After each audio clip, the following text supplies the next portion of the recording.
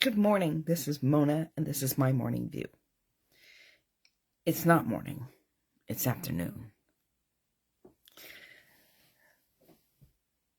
Today, Fall Edition 2025, it is Wonderful Wednesday. I'm a little off. Not only am I not doing this in the morning, but in the afternoon. Late afternoon, by the way. But I have a headache. So, I'm going to try to get through this.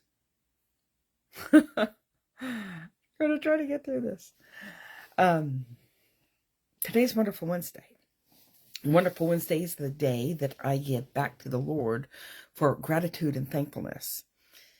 And even though I have a headache, I'm grateful that it wasn't like I had yesterday. Yesterday was a worse headache. And I didn't have it most of today. I got it later on in the afternoon. So it's not why I did not do my morning view. I didn't do my morning view because sometimes I have to be at work early. Sometimes I have to go down to the school early. And today was one of those days. So I didn't have time in the morning to do the morning view. All right. Wonderful Wednesday. Gratitude and thankfulness. First of all, I would like to thank the Lord for veterans. Veterans are those people that serve in our nation's military. Now, for anybody from any country, they should be thankful for their veterans because their veterans are what keep their country safe, right?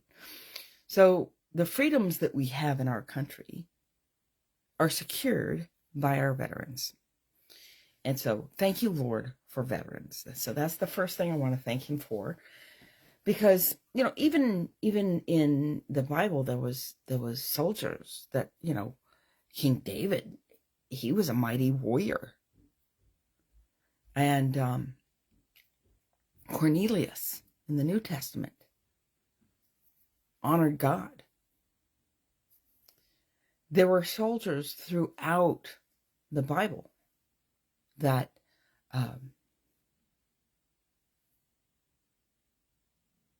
that served God, loved God, and God honored them. All right. Being a Marine, I always joke around about my husband wanting a biblical wife. And so everybody pictures that Proverbs 31 woman. Proverbs 31 woman is like Wonder Woman on steroids. She does everything good, right? And I've already told you that people that tell me I need to stay in the kitchen have never had to eat my cooking. Okay, so there's that. But yeah, I am not the Proverbs 31 woman. Would I love to be the Proverbs 31 woman? Absolutely, I would love to be the Proverbs 31 woman. But this is who my husband got. He got a biblical wife. It's just JL. So if you don't know who JL is, you need to read the book of Judges.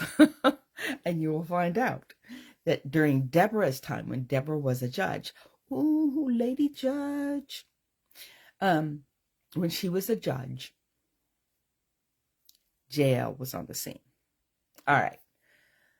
Moving right along. Some of you got that joke. Some of you got who JL is. All right. I thank God that I can be at peace no matter what comes up. I talked about narrative yesterday. Narrative. And there's a friend of mine that she'll watch this. She will watch this video when it goes on YouTube. And she will say that she's not listening to narrative. But if she listens to what she's saying, she will notice that she is listening to narrative. Because she was saying, oh, but I'm not listening to what the news people are saying. See, that's why I'm saying that it doesn't have to come out of the mouth of a news person to be narrative. It can be closer than that. It can be a family member. It could be a friend. It could be a coworker. It could be anybody who's trying to get a rise out of you, right? So if somebody's saying something in order to get a reaction from you, it's a narrative. And not all narratives are false. Some narratives are true. Some narratives are matter of facts. But it's the way it's being said that makes it a narrative. Because what they're doing is trying to get reaction. Reaction. And once you step into that reaction, you're putting peace to the side. Peace to the side. I can listen to narrative and not get reaction. That doesn't mean I do not have opinion. I do have opinion. But my opinion is not worth giving up my peace. Even if my opinion is based on facts. Even if my opinion is to all counts that I know of, correct. I'm not going to stay straight out unright. I'm not always right.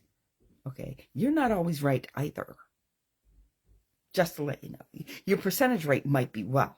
My percentage rate is pretty good. But I'm not always right. But if I feel that I'm right, because the facts line up for it to be, well, then I can safely say that I feel like I am right. But not if it's going to steal my peace.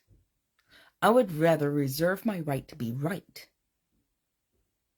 than to give up peace.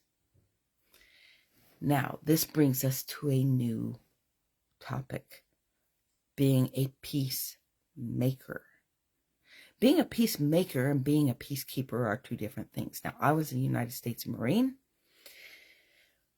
At the time that I was in, Marines were being used as peacekeepers. Peacekeepers are those people that they just want everything to go smoothly. No tripping over rocks. No. What we want is everybody to just get along. But on the inside, there is no peace. No, there's not peace. It's a false sense of peace. Because underneath the surface, molten lava is coming up. Yeah. Peacemaker will disrupt peace, cause chaos, and in the process, create peace. It's like that teapot whistling. Got to pour a little out. Let out some of that steam.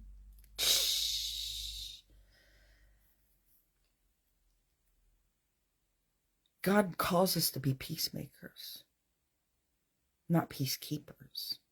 So sometimes when I say I reserve my right to be right, it's really a matter of I choose my battles wisely. There are some battles that are not worth my time or my effort or my peace. And there are some battles that I need to stand. For some reason, my video is going, I don't know what's going on with that. So hopefully it's not real annoying. Or maybe it's just my headache playing tricks on me. I don't know. But peacemaking kind of reminds me of that Tom Petty song. I won't back down. I won't back down. Even if at the gates of hell. Even if that's where you put me, at the gates of hell. If you're putting me there, I'm going to stand my ground. Now, I don't know the words perfectly. I heard it the other day mentioned, and it was like, that's interesting. It's kind of like a peacemaker. Peacemaker's not going to back down.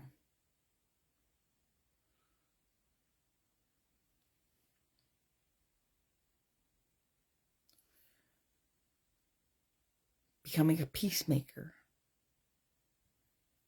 disrupts peace because it disrupts the false peace. The peace that everything's going to be okay if everybody just gets along. Just keep it down. And all the while, it's just ready to erupt. That's what happened in Beirut in 1983. It's what happens in a lot of places.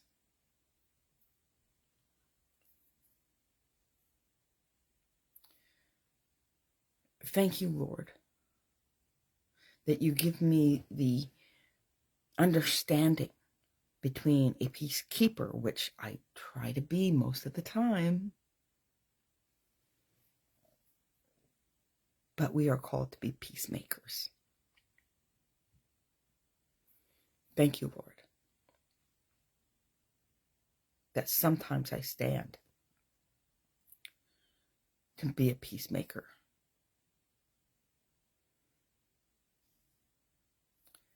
To unveil some of those things that cause chaos in our lives, that churn, gives us agita.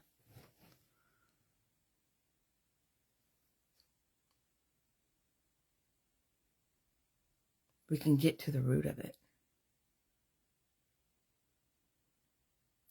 I say things sometimes to agitate people. That's why I do Feisty Friday. Okay? It's why I do Feisty Friday. Because when you're offended and you look at the offense, you can find out what it is that's inside of you that is causing that to happen. Because it's better for somebody to be unoffendable. It's better for somebody to say, you know what? I got offended, but now that I'm looking at it, there's some work that needs to be done deep. We need to get the excavator out here and dig deep. Because there are some roots that go so deep that every time you pull it up, it breaks off, and you think you've taken care of the problem, and you haven't taken care of the problem because it grows right back up again.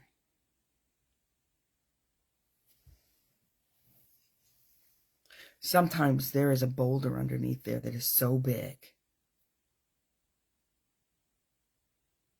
that you can't just pull it out. It needs some deep work. And then when they pull the rock out, there's this big, immense hole. And for it to be level, for the road to be paved smoothly, it's going to need some fill.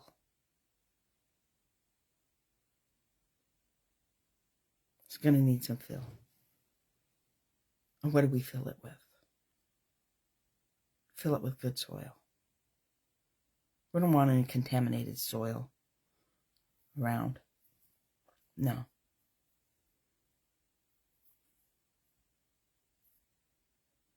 Good soil. You know, when they used to plow the fields back in the old days, they would take the rocks and they would line them up along the edge of the field. And that's why when you go around, sometimes you'll find stone fences. Those stone fences were created by farmers moving the rocks to the side of the field. Because when they went to go plow, they needed it not to be stony.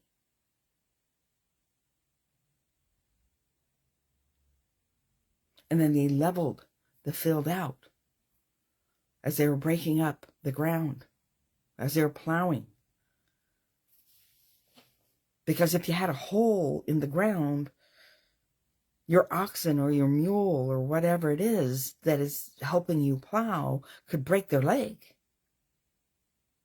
And an animal back then breaking their leg was a death sentence.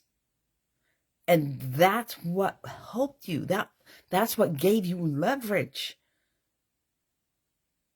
Because an animal could work a whole lot better and more productive than you could doing the same exact job. If you had to plow by yourself without an animal to help you pull it along, it took a whole lot longer. So, and it's still doing this. I don't know. I don't know what this camera's doing. Thank you, Lord, that you point out the rocks in our lives, that you show us the stones that we can put and take out of the field and put to the side.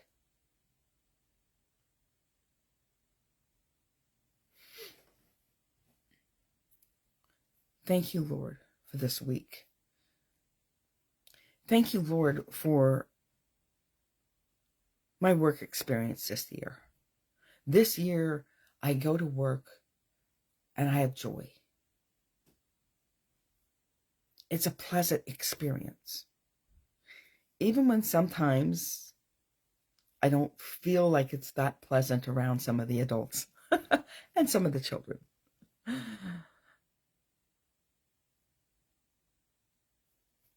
I don't hold on to anything that's negative there. It's just like, it's what it is. People are people, and people act a certain way. And sometimes they act in ways that I'm, not for me. But it's them. That's just how they are, and I can deal with that. I can work with that. It's when people act uncharacteristically that sometimes it's like, what's going on there? But if they're just being them, they're just being them. And it makes a so much better work experience. Thank you, Lord. Thank you, Lord, for a great week, a great school year, a great year. Somebody asked last week, it was like, what trials have you gone through this year? And I'm sitting there going, you know what? I've been good this year. There's some years that were hell. I'll tell you straight out, hell. But this year, I'm pretty blessed. Thank you, Lord, for your blessing. All right, that's all I have for you today. Don't forget to go over to YouTube, Mona E. Harrison, and like, subscribe, hit notifications, do all the bells and whistles, both here on Facebook and on YouTube. Like, share, and comment. Because, well, one, it's good for the algorithm. All right, blessings. Hit subscribe if you're on YouTube. Mona E. Harrison on YouTube. Different than my Facebook profile. All right. Blessings, everybody. Have a great day. And I will see you in the morning for tomorrow's Thirsty Thinking Thursday on another Hebrew word for praise. All right. Blessings. And it's got a slow connection, and it's in the way of my finish button. It is not letting me do that. Okay, let's see if I can move it. Might have to get up. There it goes.